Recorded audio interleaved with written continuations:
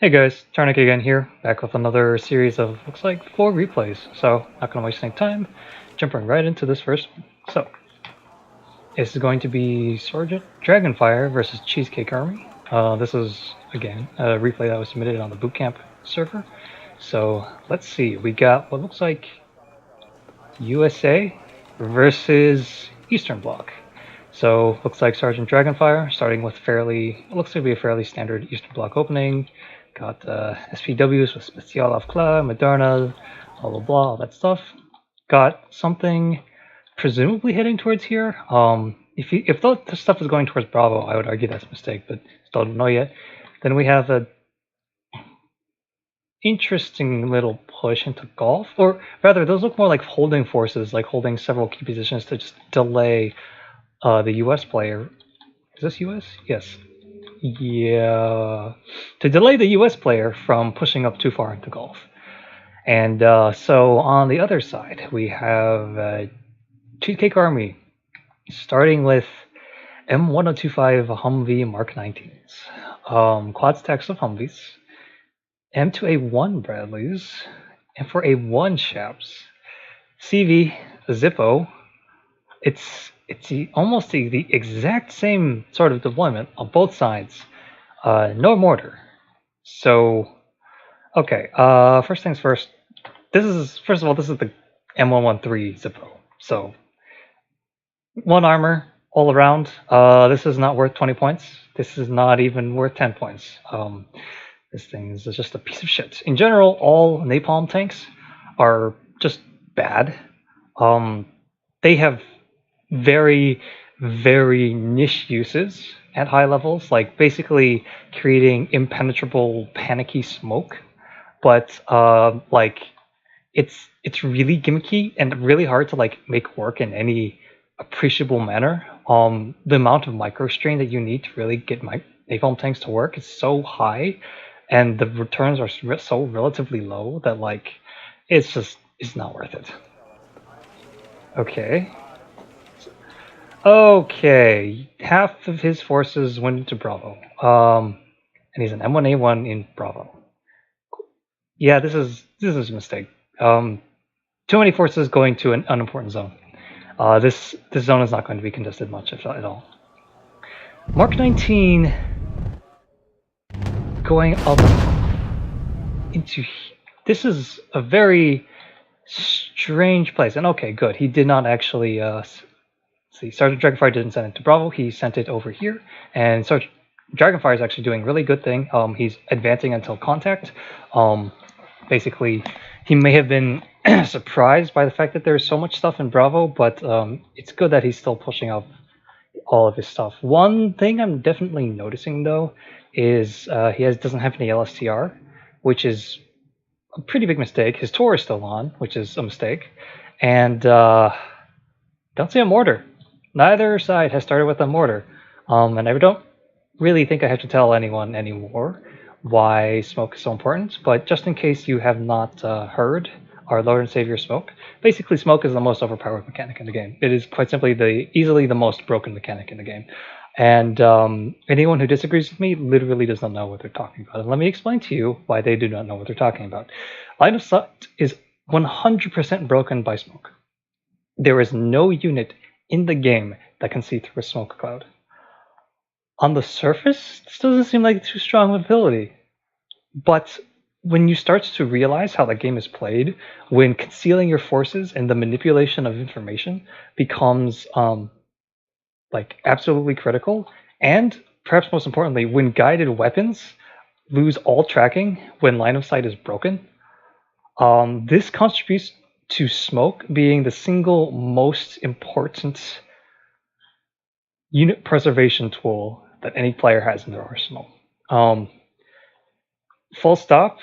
If there are 2 players and one of them knows how to use smoke and the other player does not know how to use smoke, I can basically guarantee you that the player that knows how to use smoke will easily beat the player that doesn't, barring any strange or cheese situations like helo rushes or tank rushes or whatever. In a conventional fight, the player that knows how to use smoke will always beat the player that doesn't. Like it's always it's just that important. It's important. It allows you to keep your units alive, especially tanks. Smoke and super heavy tanks go together like fucking balsamic vinegar and olive oil for, I don't know.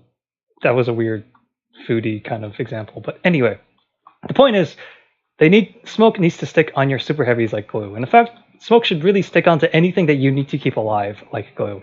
And because most units in the game are there to do their job and not just be thrown away, smoke can really actually just save anything that you want to. If you want to advance an infantry unit or a recon unit up into a forward spot, but you don't want to get killed by any enemy fire support, you just smoke it off, and then it can just walk up. Nothing the enemy can really do unless they want to drive stuff into the smoke cloud, and then they start exposing themselves to your stuff. You can even use smoke, and this is really cheesy, to obscure radar AA pieces, which makes them basically immune to seed, assuming that the mortar HE value is 4 or higher. This works. I've tested it. It's kind of stupid, and thankfully not many people do it because not many people know it, but it's still really dumb. Anyway, yeah, no smoke. Bad. Had smoke, this M1M probably would not be on 1 health right now. So, 2 health. Thunderbolts. Okay. So another thing that I'm noticing is that Cheesecakearmy is in a really, really defensive posture. But perhaps more than that, he's in a really shitty defensive posture because there is a huge gap here. He doesn't have any idea what's going on his flanks. Basically, all he's doing is he just has these strong points here and here, and just kind of hoping that Cheesecakearmy doesn't know how to capitalize on that. Moderna, oh shit, that was really bad. That should not have happened under any circumstances. What happened there was this M1 Abrams actually had line of sight to the Moderna, got 2 side shots into it. Is that the Moderna? There, that's the Moderna. 2 side shots into it, Moderna dead. That should never have happened. Never, ever, ever should have happened. The reason it did happen was because, A, Dragonfire was thinking too linearly. He was only thinking of threats in front of him. He was not necessarily thinking of threats off in the arc in front of him, especially into here, which he should, at this point, know that there are enemy units here. Second of all, Super Heavy didn't have smoke. If Super Heavy had smoke, that would never have happened, because the M1 Amon would not have been able to see the Super Heavy, would not have been able to shoot it. Third, Super Heavy was alone. Like, some people might say, oh, what are you talking about? There are all these units around here. Well, I mean, if you look closer, Super Heavy here was on the downslope, right? Tank was over here. So the Snezka had no line of sight. Vizhakari, deep in this forest, they had no line of sight. Tor, yeah, can cover from helos and stuff. That's decent. Infantry, nowhere close to the tank, cannot take any shots for the tank. That's it. That's all that's really around the tank. It was basically operating by itself, even though it was well within, technically within Sergeant Dragonfire's lines. And again, this is another thing that I usually talk about a lot on the bootcamp. It's never, ever, ever use super heavies without adequate support, because unsupported super heavies will lose to any kind of well-balanced force, including losing them to basically your own incompetence. Not having recon to spot the M1A1, like, this would never have happened. Terrible, terrible loss. Good Snezka position, though. Let's see. Yeah, that M1A1 is actually doing work. It's a good position because Sergeant Dragonfire just doesn't seem to realize that it's there, which is, at this point, not really acceptable. And again, like, Dragonfire, So initially I thought Dragon was getting the best of these engagements, like he was showing the proper sort of aggressiveness and stuff, but it seems that he still is not very... He understands the theory, but he doesn't really have the execution down pat. In particular, he doesn't, I guess, have the flexibility of thinking and also the discipline to not be overly greedy with things. Like, for example, like T-72S and for example, the greediness thing Moderna pushing up unsupported. Another thing is that you have T-72S, T-72 Moderna up here on the edge exposed with no recon and AA that could potentially be too far back if a helicopter starts to engage it. And considering we're playing against the USA, the USA has a longbow. And there's nothing in the area that can well, the Tor can, but the distance may be so that if the longbow angles its angle of approach correctly, it can start shooting at the Moderna without the Tor being in range to actually respond. And that would be devastating. Ooh. I will say, though, that this is a really, really, really devastating position for Cheesecake to have enemy tanks overlooking this area here. It basically means that you cannot use this reinforcement road. And that can be really bad, especially if you forget about your spawns and you have stuff going up this way. These Modernas will just make short work of that. Cheesecake is ticking, though, because he bought a really early CV. Normally, that is always a mistake. The problem, though, is that Dragonfire is not capitalizing on that mistake. In fact, he's just sitting back and not really doing too much. Got a counter CV, which is fine. Nighthawk, Aardvark. That's not something you see every day. Yeah. Tor was not turned on the whole time, so it seems that Dragonfire doesn't have solo seed runs. Never do solo seed runs. I've said before, don't do solo seed runs. I'm going to say it again. Don't do solo seed runs. Solo seed runs only work against ship players, and granted, Cheesecake is probably a ship player, but this is getting used to a technique that only works against bad players is a terrible, terrible thing, because what happens is that you build up that habit, and then you can keep doing that habit against people who are not terrible, and then what you find is you lose both of your seaplanes for no reason, and then the enemy can just leave on their expensive radar pieces because they know they shot down both of your seaplanes. Again, leaving super heavies exposed and getting them subsequently killed. Like, stop leaving your goddamn tanks on the edge of forests. Don't do it. Oh, and this is what I meant about the longbow. Alright. One thing I'm noticing is that he doesn't really... that, T24P. No, bad. You never use 24Ps by themselves. You know why? Poor optics. Cannot see at the max range of its weapons. Has to function with a recon helo, or else it is impotent by itself. Bad pick, especially for 1v1s. Oh yeah, you should not have taken that attack. Oh god, no, Dragonfire, what are you doing? Okay, all right, let's unpack that a little bit.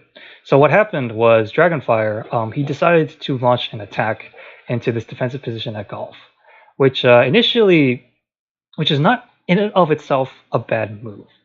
Just a couple of problems. One was that obviously he lost a ton of really expensive units that he should not have lost. Losing those units severely weakened his attack. In fact, losing those units is probably why his attack failed. Secondly, he had a triple stack of Boltschützen here. You never want to stack units when they're advancing, and you especially don't want to keep advancing when you see something like a CEV here. Because, yeah, Boltschützen just evaporate because of CVs. Like, when you are attacking, if you realize that what you're attacking into is more than your forces can handle, there is literally no reason to keep attacking. At that point, it's much better to try and defensive smoke and try to preserve as many units as you can for the next push. And basically, that's not entirely useless, because what you will have gained is information about the enemy's tactical dispositions. What does he have and where? And yeah, he should not under any circumstances have gotten the T-70S so close that the rifleman could fucking shoot it. That's a basic mistake. I mean, there's a MiG-29 12A coming in response, but really, if you were going to do that, you should have done that before the attack. Because now it's too late. Now your entire thing has been wiped. You have nothing there. And the only reason that Dragon's not being punished for it is because Cheesecake is too defensive. But it seems like it's working out for Cheesecake, actually. Just because Dragonfire No offense to him, he's probably still learning, but he just doesn't really seem to understand how to actually attack yet. Quad stacking, stop quad stacking. It's basically a huge flag saying I'm a noob. Quad stack of Bradleys. So yeah, I'm really not understanding why Cheesecake is buying so many units to a zone that has not had any action. This is shit. This is like almost 800 points. They haven't really done much. So basically 800 points that he has gifted to his opponents because they're not doing anything. And given how he plays, I suspect they will not be doing anything. Humleys have not even unloaded yet. No real AA presence for Sergeant Dragonfire, even after he knows that the enemy has aardvarks, has F-117s, has fucking longbows. Like, not a single LSTR unit has been called out. Not a single, like, after the initial Tor died, he's had no heavy AA. Like, Sopel's not gonna cut it versus fucking Thunderbolts, dude.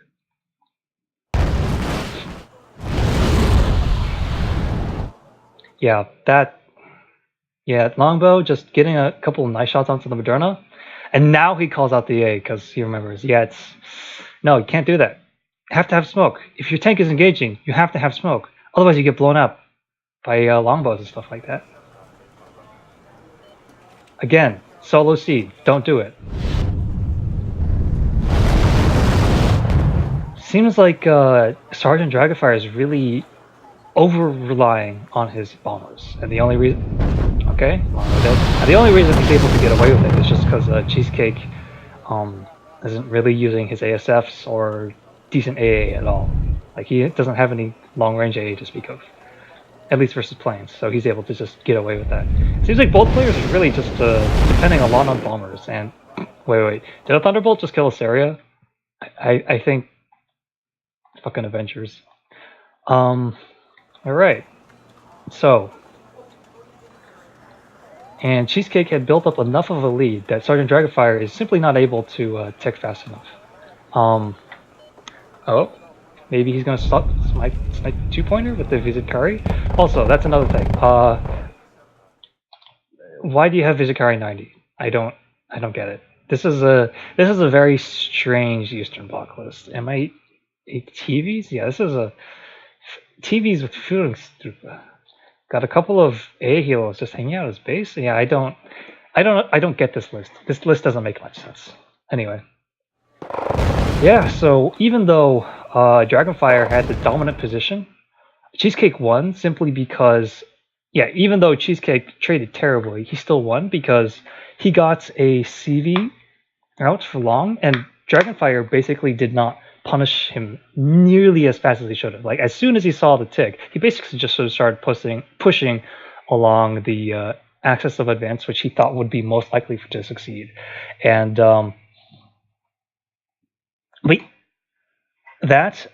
his attacks were very, very poorly sequenced. Specifically, stuff like triple stacking infantry units when attacking, terrible idea. Not using smoke, actually fatal. He lost far more tanks than he should have for stupid reasons, just because he did not use smoke. Like, literally, a single mortar using smoke would have changed the entire course of this game. Smoke is overpowered. Use it. Alright, moving right along. Next we have Narc White versus Eugen AFK. I think Gecko was one of the players on this. Alright, so we looks like NORAD and... Oh no. Oh no, what the fuck? What the fuck is this? Is this Moto? Oh Jesus, I think this is Moto. Fucking NORAD Moto. What the fuck? Okay. And on the other side we have... What the fuck? Zeist? Mech Veterans... Oh no. What the... Is this fucking Red 4 Marines?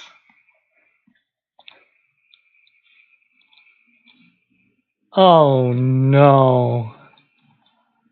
Oh, I don't want to cast this game anymore. But I kind of have to. I already started. Okay, well let's get this fucking over with. Okay.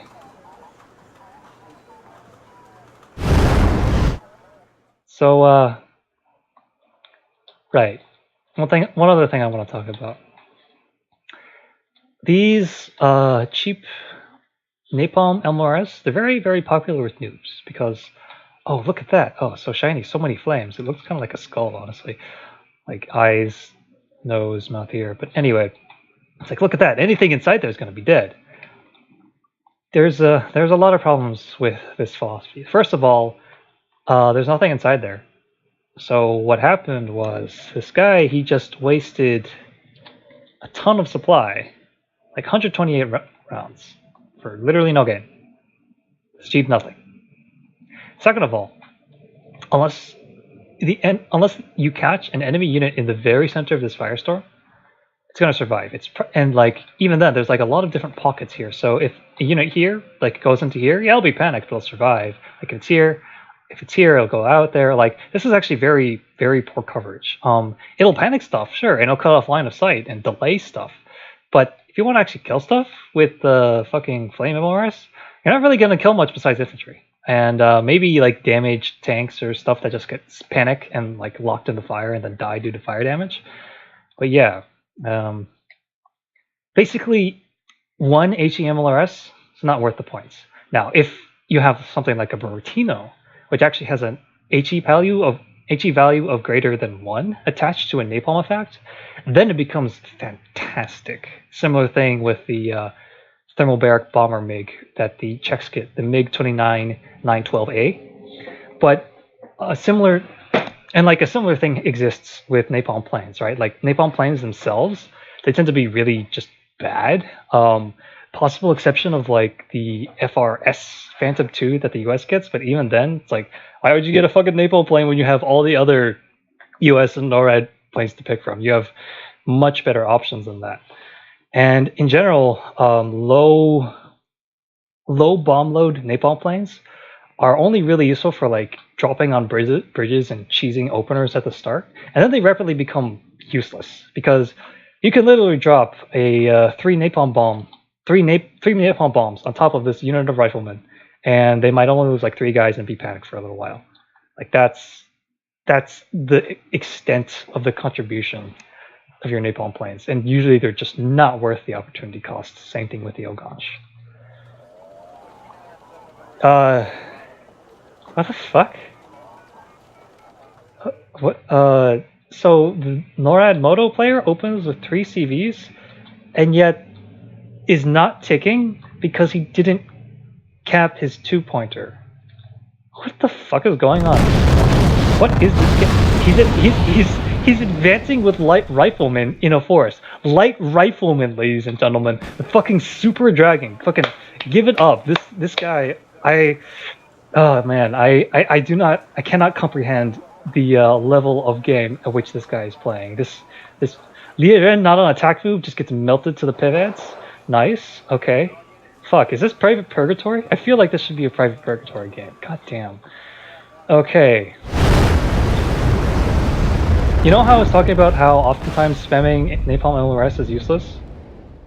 What did that achieve? It looked great. What did it achieve? Literally 1 damage across 2 light rifleman squads. That's it. That's what it accomplished. Fucking quad stacks of lab amps. Oh my god. That's just cancer. This is just cancer. I don't understand. What's going on? The fuck is this? Fucking TTS? Oh my god. Just mortar spam. Okay, so mortar spam. Yeah. What mortar spamming, basically it's a way of delivering an overwhelming amount of HE fire support on a given point very quickly.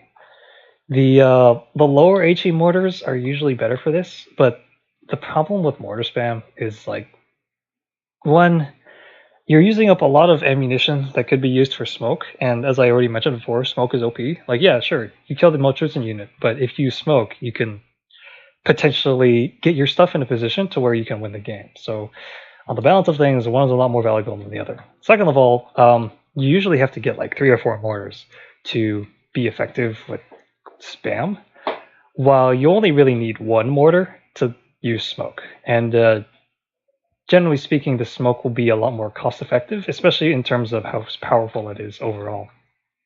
And just, it's considered poor form to mortar spam like this, and especially if you spam it like this. If the other guy is smart, all he has to do is use his own mortar to just counter battery you, and if not stun your mortars, just like put them out of action for a little while, because they'll be panicked and the spread will not be nearly as effective. And in general, it's just annoying and not really too helpful, especially versus a player who knows how to deal with it, which is basically just moving around your infantry units. In fact, if the mortar spammer is especially incompetent, what you can I forgot you got that from the moto. Anyway, what you can do versus an incompetent mortar spammer is move your units back, and if the enemy's infantry is not being well microed, what happens is that he starts to bombard his own infantry, which is a nice meme. Fucking cheesy stuff going on with Rangers. Well, I mean, I say cheesy, but like this open flank, you really should expect stuff like this. The Rangers are stopping here, which makes no sense. This game is just really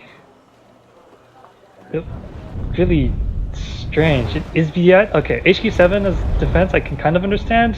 Conquers M here, I do not understand.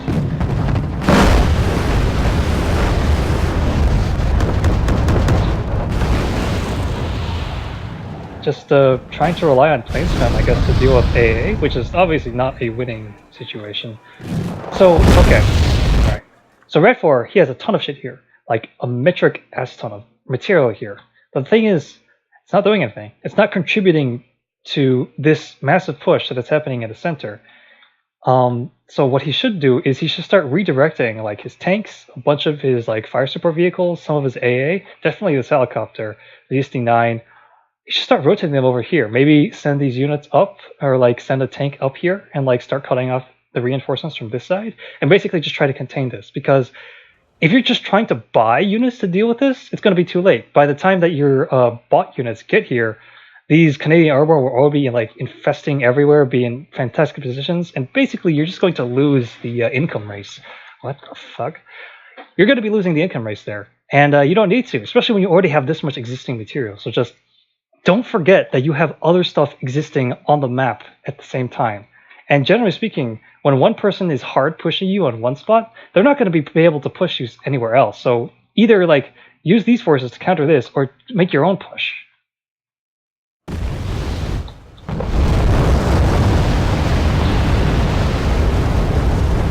Now, I mean, also I guess that's a response, and this is better mortar spam, 5 versus 3 HE. Like, well, I wouldn't say it's better. It's different. This would be better for counter batterying this. This is better for just straight infantry support. Leaving on the ROMs to get taken out by Voodoos. Still not turned off. That's nice meme. Pion passive is in decent position. Lu Jiandui advancing. Well, no, just taking a holding position. Okay. So, yeah, this is. Also, I've noticed that the Oganj have literally not fired at all. Rangers moving in, probably missing the CV. That's a good one. I say that Oganj fires, does not achieve anything again. Rangers literally able to walk up this bridge into Delta. Oh my god. What this is. No, this strike Deagle on a Shilka. I don't know what's going on. I don't get it. So many units in back. So many units that have not been fighting. Like, okay, so you look at the map and you're like, oh, there's a lot of units here. But if you actually think about what you've been seeing, only a small fraction of the points that are actually on the field have been fighting. Like all this stuff basically doesn't have to exist. because it hasn't been doing anything. It hasn't been engaging. If the blue player literally just attack moves everything he has down this way, he probably get into the 2-pointer. He has so much material, and he's not using it. Also, who the fuck uses the Grizzly?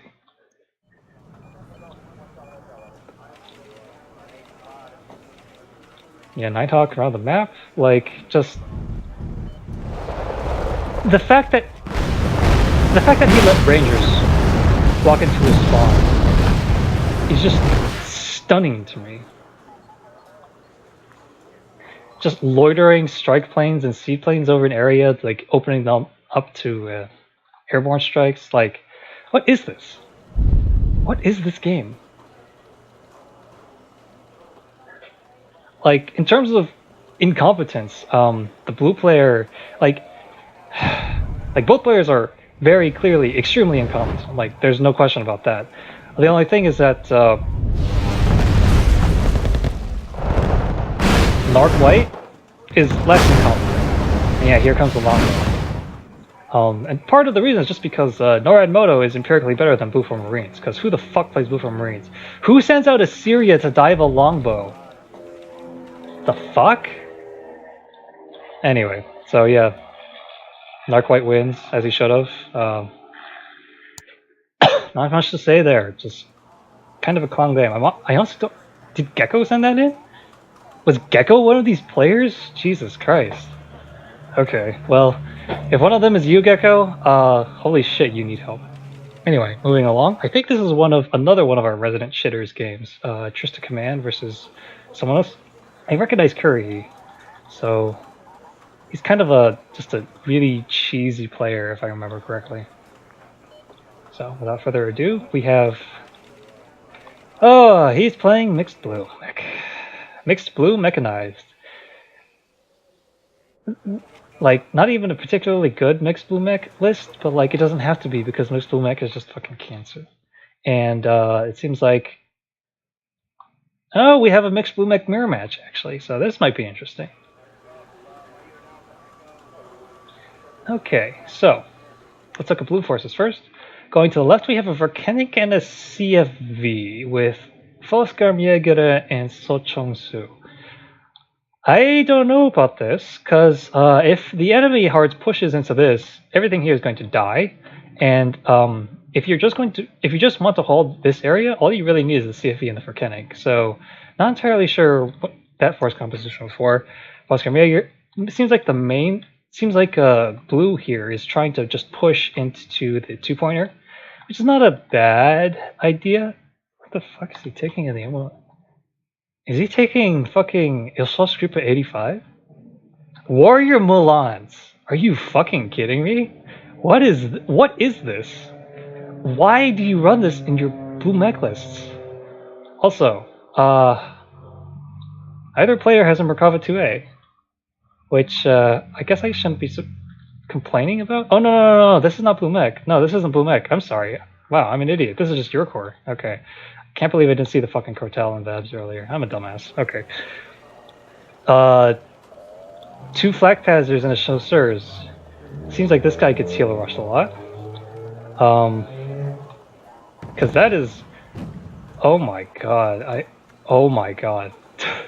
Okay, there is such, like, okay, base defense, good. There's nothing wrong with base defense. Nearly 200 points of base defense? That is altogether another thing. Like, unless you're playing against Putin, all you really need is, like, maybe a Flak Panzer on base, and, like, a cannon off here and off here. It's like 105 points. Still kind of at the pricey end, but definitely a lot better. Interesting place for the CFV. Generally, people don't push Foxtrot from this side, so CFV may be a bit wasted, but alright, I guess it's okay. Clearly just going defensive on this side. Makes sense. So we're seeing exactly what I said. Literally everything is going to get wiped there, because, like, CFV, not the right situation for CFV at all. CFV needs to be at a standoff distance like here. And if you're back here, you usually aren't able to contribute to this fight until you've already lost this forest, because then the enemy starts pushing stuff here, and then to see if he can start picking off things. But yeah, basically, the blue player just wasted literally all of his units over here, which is not an insignificant amount of his opener. It was like for Kenning, CFV, 2 Sochong-su, so that's, and the Force Commander, so that's 200 points.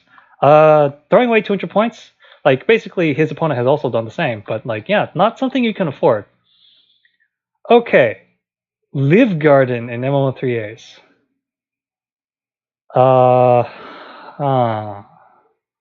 I think the MMO3G is prototyped, which is why he's not taking them. But like, if you're going to take this kind of infantry, first of all, it's elite. Why are you upfitting it? Like, doesn't have to be upfitted. You want the quantity. You already have the veterancy advantage. Like, veteran over elite in terms for mech. You always want to take a down vet, because first of all, you already get an extra veterancy tick for your infantry, and second of all, the whole point is to spam like infantry units. Like, I guess it's unlikely that you'll run out, but even so, just there's no reason to upfit them. And besides, if you want to take stuff in a 1 armor transport, take Commandos 90 and the M113 3050, because at least the 3050 has an M2 Browning and an M1919 on it. Another thing, all of the fire support units, all of the infantry. If you've been hanging around me for any length of time, you will know that this is a mistake. You need to bring your fire support units into the play. If you don't use your fire support units, what happens is that all your infantry are going to die because the enemy infantry have superior positioning, and you need to use your own fire support to equalize that advantage. And like, yeah, sure, you have Legion there, but it's not like you have anything super valuable here. Like maybe the Milans, but all you have to do is post them here, and then they have a good line of sight into these Legion, and can also start maybe shooting at stuff here. So yeah, Milan's being pulled back over to here. Mirage 5th. Interesting. So yeah, Currahee starting off with 2 CVs, while Grejhaund is starting off with 1. Definitely tends to be a lot more aggressive. Okay, now he brings up his fire support units, and yeah, now he just walks in, but perhaps took a lot more losses than he should have. Okay. Trying to attack across here. Also, another thing. Right, Grejhaund doesn't have a mortar. And so he's not really able to use like his smoke effectively, which is problematic. Like, just because you're an infantry-centric nation doesn't mean you can't not use smoke. In fact, in some cases, it becomes absolutely imperative to use smoke, because what happens with mech decks is that you are so infantry-centric that sometimes it makes more sense, like if you're trying to attack a city, to literally just smoke off this entire city line and then walk your infantry into it. Because if the enemy has like supers or something, they might have superior fire support than you. So if you just smoke this stuff off, basically you invalidate the enemy's superior fire support, which can be a very, very useful situation when you are playing as mech decks in certain situations, especially if you have to cross open ground. Okay, Mirage 2000C RDI on Combat Air Patrol. It is arguably way too close to the front line, and he's moving it back, so that's good. Verkenning just holding off here. Not bad. Not a bad shtick. Still no sorts of base defense whatsoever, and no like flank recon, which is worrisome. CFV in a very strange position. It's so deep that really the only line of sight it has is this. Which is a really narrow angle of approach, because literally if you just moved it out here, it can still need to see a whole lot more in terms of line of sight. So this is useful if you need to, like, on the defensive during like a major sort of attack. This sort of position is really useful because you don't necessarily expose the enemy to all of his fire support. It's only stuff along this lane that can really shoot at the CFE. But in this case, nothing's really happening here, and so for the CFE, especially since it's a recon vehicle, you kind of want to like get it up to where it can see as much stuff as it possibly can, especially because it has that ATGM. Alright, so Warrior Milan's in a decent position now, but at this point they should start moving forward to help support the infantry in here a bit better.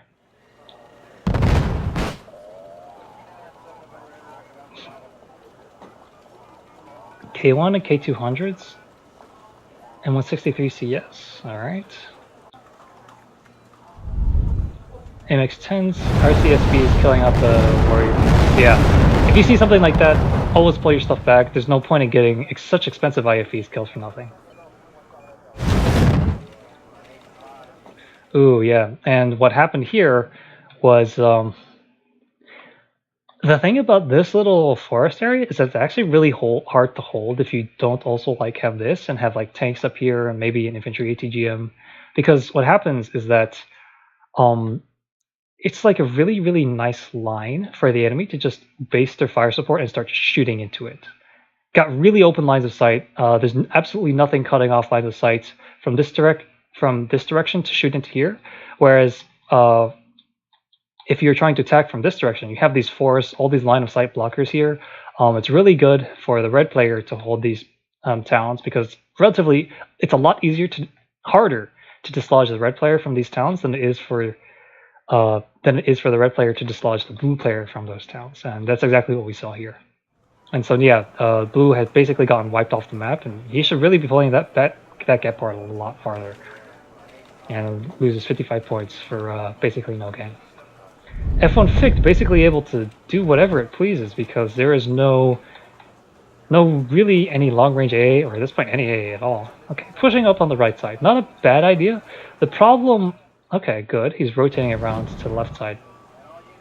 Ooh, Legion in here. It's dealt with this by the AVRE, but losing this forest as the blue player is really bad. The blue player really should have like some kind of recon unit, just making sure that the red cannot walk stuff into here. Because if red manages to secure this forest, red basically has won. He basically controls Foxtrot entirely, and he gets a concave off this area in Delta. So basically all he has to do is get a CV, put it in here, and then just sit on the 2-pointer and win that way. So yeah, cannot lose control of this forest. You need to know what's going on in this forest at all times. And again, I was saying, stuff here, pushing up to here is decent. The only problem is that there's not really much you can exploit after you've gone here. It's really more of like a defensive hold, because if you try to go up here, there's a lot of open space here, and all the enemy has to do, if he knows what's going on, is just get like an ATGM helo and kill really what's advancing, anything that's advancing over the open ground. From here, all you can really kind of try to do is like sneak stuff in through like this way, but Currahee's kind of got that covered already.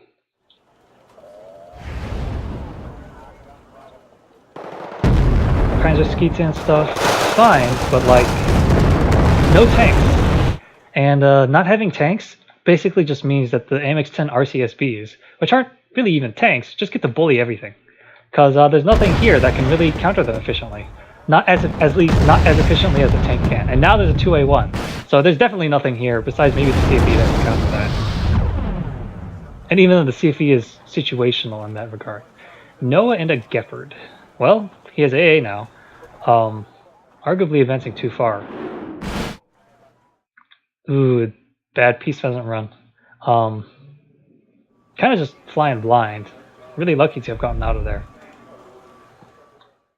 Yeah, one thing, spamming out STRF 9040s with Panzerskita. See, STRF 9040s, they're good. Don't get me wrong, but they're not that good. And Panzerskita themselves are just kind of meh. No real reason to take them. So, like, it's usually better to get something like Sochongsu and KFV 25s for fire support, because really STRF 9040s, they're more of a standoff IFV killer. They aren't really that good at anti-infantry fire support unless you get like 4 of them, but like again, that's 4 of them, so you would hope that they would be able to do some damage. And yeah, this is not something you see very often. Blue mech getting outground by Eurocore. Oh, a Caesar on the field. That's kind of cancerous. Okay. Honestly, an LRM would be a lot more useful than a Caesar.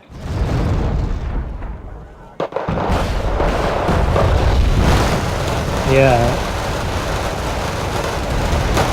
This one, yeah, we're seeing Like, yeah, sure, the Thunder Skeets are a veteran, but not really helping them in this situation. And again, losing this forest allows him to get a concave off here. Basically just pushes right into Delta, gets something in... But why would you ever use this? This is a piece of shit. Anyway, just able to get a CV into here, and yeah, all Currahee has to do now is just tick, and he's basically won.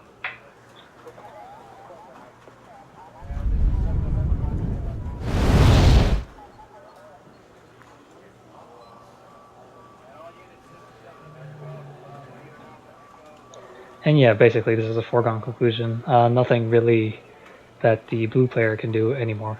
KP6A? Fuck.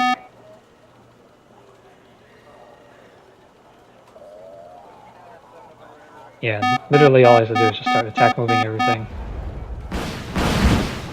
Still think the Fict is a bad choice. The only reason it's working is because, well, Grejhaund is not he's not accounting for it, so it's just able to get off a lot of good work. And again, Live Guardian getting cut down because the transports are not providing adequate fire support. And yeah, so really sloppy play by Grejhaund here. What happened really was that his main push, it technically achieved its objective, but the problem was that he was attrited down so much and he lost so much stuff in his opener that the enemy was able to first get a big enough counter push to drive him out, and then seize more terrain more quickly than Grejhaund was really able to respond.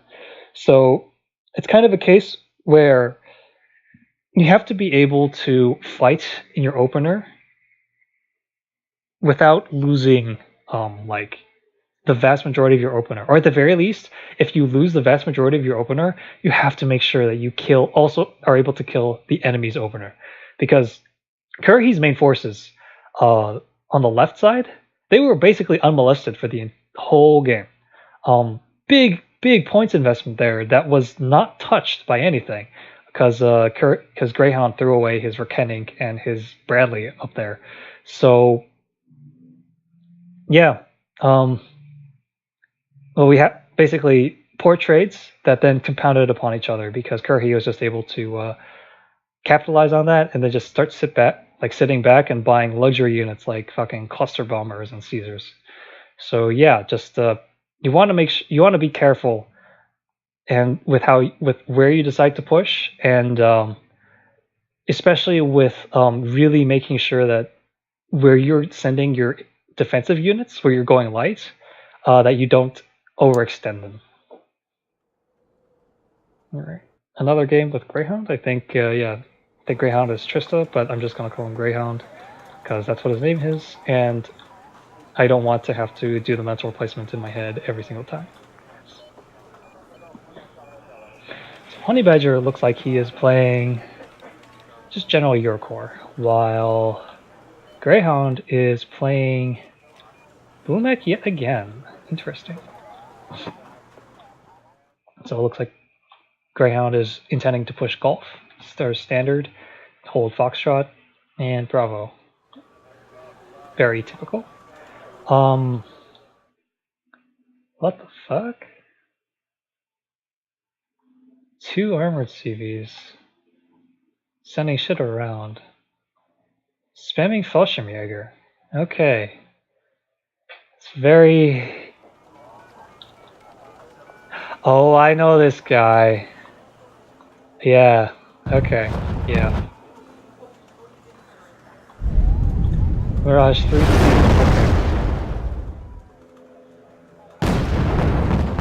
Yeah. Mirage 3C is actually not bad as far as napalm bombers go, just because it has a decent spread, and especially if your infantry tries to take the long way out instead of the short way, it just starts to melt a bit.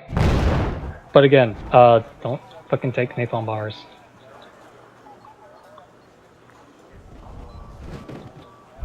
Oh wow. Wow, that is some cheese right there. Okay. Yeah, I can see why this replay is 26 minutes. All he does is really just turtle up and try to depend on cheese to win. AMX 30Bs. Yeah, that's the reason this guy made Brigadier General. M113 a solo seed. And the thing is, that might actually work because Greyhound's not microing his fucking his AA. 4 stacks of Chicana cargo is fucking Warrior Milans and STR 9040s. Like this may have been for the no DLC tournament or whatever, but like even so, you can make this deck a lot better than this. Wow, this is just cancer.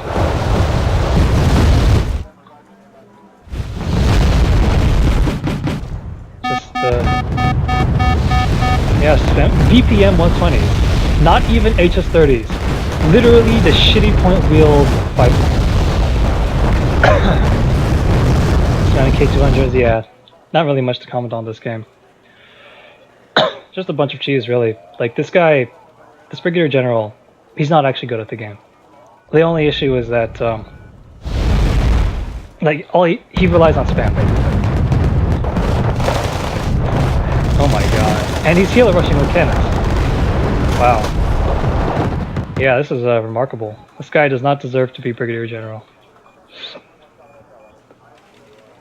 Yeah, not much I can really say. Just poor unit choices mainly is what hurts. That and not having sufficient support when you were advancing, because especially versus stuff like Fallschirmjäger, you need to have like your support immediately on hand. Because if you like feed your stuff piecemeal, the Fallschirmjäger are going to Shrek your infantry, then they're going to Shrek the IFEs, and then they're going to Shrek the tanks because you engaged them in the wrong order. And like versus cheesy players like this, it's just kind of, first you have to recognize that they're playing cheesy. Like if you advance farther than what you think the most conservative enemy defensive position is, and you still don't see any enemies, you immediately have to realize something is up. So at that point, you immediately have to like start running through the options. Like, okay, do I have anything that can potentially scout a healer rush? If you don't already have something like that, first of all, shame on you. You should always expect a healer rush in ranked. Second of all, immediately get something to try and deal with that. Then if you don't detect a healer rush, it's like, okay, what else could it be? Could it be someone trying to just be a like cheesy little faggot and defend and just spam artillery and do cheesy stuff like this? Okay, in that instance, what you need to do is start playing counter destruction player, which is to say, get some AA, get your own like counter battery stuff, and basically just annoy him while also performing your own conventional assaults. Get AA nets to catch his panic bombers, because this kind of player always relies on panic bombers to actually deal with any sort of aggression. So literally, you can bait out a panic bomber with 2 Son Shunsu and then just kill it with like an ambush of 3 Novas or something. It's very, very easy to take planes off these kinds of players if you know what you're doing. Like, the only issue is that you have to actually realize that, okay, you're not playing a conventional game, you're playing a counter cheese game. And in order to play a counter cheese game, you have to use a different skill set than what you might normally be used to. It's really annoying and it's not fun to play against, and counter cheese really doesn't work unless A, you're cheesing yourself, which I don't recommend, or B, your fundamentals are solid enough to where you can defeat him conventionally without even having to think about it. But yeah, those are those games. This has been Turnic from the Wargame Bootcamp, signing off.